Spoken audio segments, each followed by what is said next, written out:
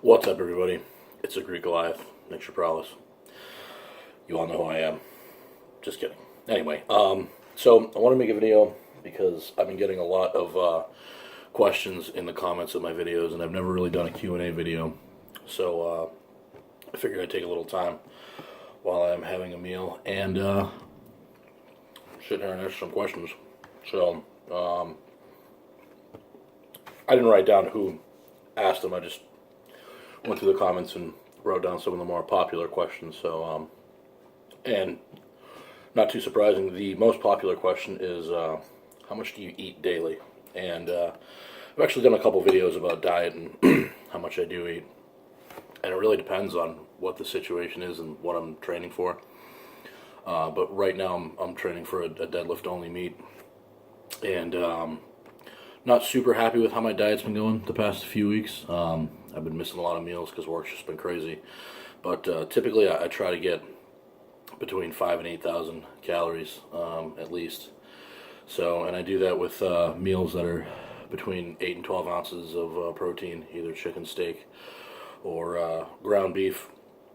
And then a couple cups of rice, or either 2 medium-sized baked potatoes or a small baked potato, and just kind of mix and match so I don't get bored, because I get bored real easy with my food, which is a main reason why everybody's so hot on this vertical diet right now. Not that it doesn't work. Stan Efforting has proven that it works very well.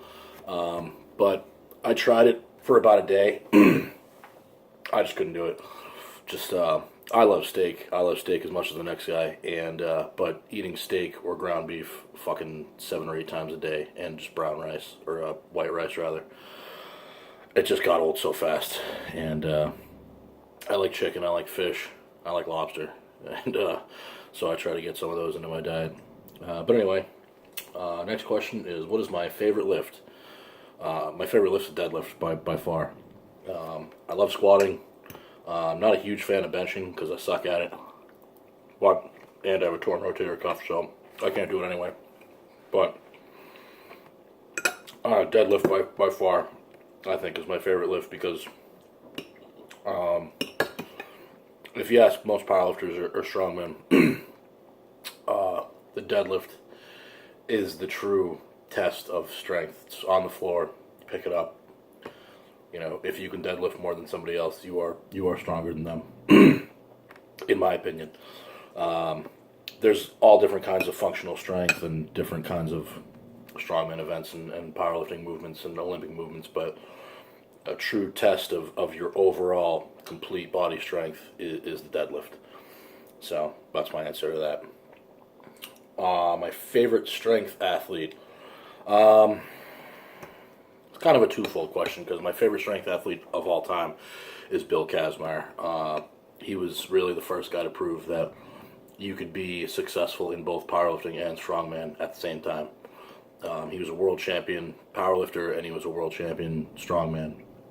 He had 3 world strongman titles, and then he took a hiatus and came back and did very well again. He took second, and then I think he took fourth.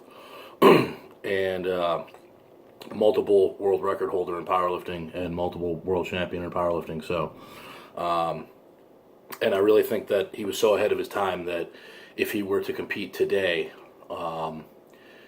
with the training techniques and the science and, you know, all the shit that we have today available to us to train, I think Kazmaier, it would still be the man to beat. And I'm kind of a fan because, you know, he was 6'3" and 335, 340, and that's my size. So I think Kaz was he was a pioneer in the sport, and he proved that, you know, you don't necessarily have to be a massive giant to be successful in strength athletics. So that's my answer to that. And my favorite strength athlete of the modern era these days, it's a hard one because there's just so many of them. I really like Brandon Allen. He's just a really cool guy, really chill dude. God,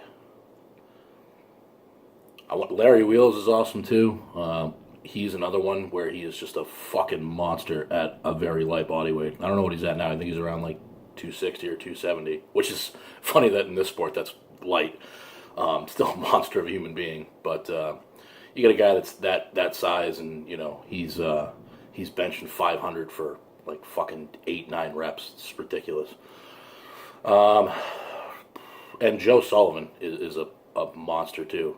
He's another one of the smaller lifters. I think he's either in the 220s, the 198s, and he just tweaked a hamstring because he was squatting 915, which for a guy that size to be squatting or even unrack 9 anything is just really impressive. So those are some of my favorites. I don't think it's difficult to have an actual favorite when you're talking about guys that you want to beat and guys that you compete against. So.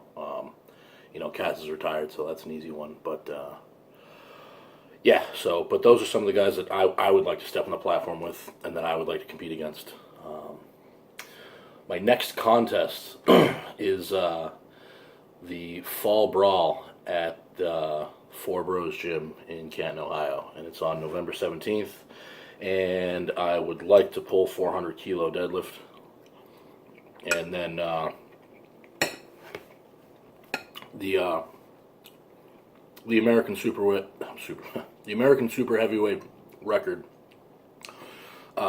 is still at 909, which George Lehman pulled like about 4 years ago now. So my goal is to kind of go into Canton and get a good 400 kilo pull, which is 881, 882, and then depending on how I feel and how easy or difficult that is, I'm just going to keep my training going right through, and I'd like to get into the XPC at the Arnold and try to break that record and pull 911 or 9 whatever the fuck I got to do to do that. And if I'm feeling real crazy, I don't know, maybe try to beat Kaylor Williams 927 or whatever that is, pull 930. We'll see. It all depends. I'm feeling really good. Everything's going along very, very easily. I did a cancer benefit a couple days ago, and I pulled an 800 like it was nothing, fast, easy. Felt like a warm-up, so I'm feeling really good, and we're going to see how good I feel and how my training goes and how everything works out. But being a fisherman, I have most of the winter off, so after Thanksgiving I can really buckle down and just give my all to deadlifting and focus on that. And I think if I do that and I really put all my eggs in that basket and really focus on having everything be perfect, I'm going to be really dangerous, and I have a really good opportunity to really make some history. Short, long-term goals. Well, I just kind of talked about those. So my short-term goal is to break the American deadlift record, and my long-term goal, I haven't really thought about it. I've never been like a long-term goal kind of guy. Like I always just kind of pick something and I just drive at that until I either achieve it or it becomes impossible to achieve. I think my long-term goal is to just get healthy. After these next couple contests, I think I'm gonna step back a little bit and take some time off and reassess my whole situation, my whole career. I need to get my shoulder fixed. And I need to find a doctor that's willing to kind of help me through it. I had an MRI. The surgeon told me that it was a partial tear in the rotator cuff. It didn't look too bad, and that it shouldn't really hinder me that much. And I hate to sound like a dick, but this guy just doesn't know what the fuck he's talking about. To go from being able to bench 500 for reps to being in pain with 135 is there's no fucking way that I'm right, and there's no way that whatever's going on in there is right, and it's just not going to heal on its own. I've given it a lot of rest. I've done a lot of physical therapy. I've done a lot of rehab movements. I've done massage. I've done a ton of shit, and it's just something's not right. So I got to get a second opinion, and I have a couple doctors in mind that I'm going to go see, and we'll just kind of take it day by day. But that's my long-term goal, I guess. And finally, any advice on how to get strong? Yeah, just consistency. I get that question a lot too, especially in my DMs. I get guys that slide into my DMs asking me like, "Hey brother, I do this, and this. Like, is that right?" It's like, well, as long as you're in the gym and you're doing shit, you're gonna make gains. You just gotta be consistent. You gotta be consistent with your diet. And if you decide that you do want to compete and try to do this on a more elite level, find yourself a good coach. You know, in the last 10 years, it's really been proven that programming is so important as far as peaking at the right time. And I mean, some of the really good coaches out there. I mean, Swede Burns, he's a hell of a coach. Brandon Lilly, of course, he invented the cube method that is based. I do a hybrid between the cube and West Side, but more cube. So I would say Brandon Lilly, he's a good one. Dan Green is a fucking monster. Mark Bell, out in California at Super Training. You know, just contact those guys and contact somebody who's trained good athletes that have done something in the sport, and you know, invest in your future as a strength athlete. You know, if you got to pay a few bucks to get a solid routine that'll peak you for a meet and have you do very well, that's just an investment in yourself. So, so that's my advice on that. So I guess that's pretty much it. I'm going to finish my lunch here, and if you have any other questions, just either hit me up on my Instagram at Greek Goliath, or just leave a question in the comment below. And I don't know, maybe in a few months I'll pick up some more questions and I'll do another one of these videos if this is something you guys like.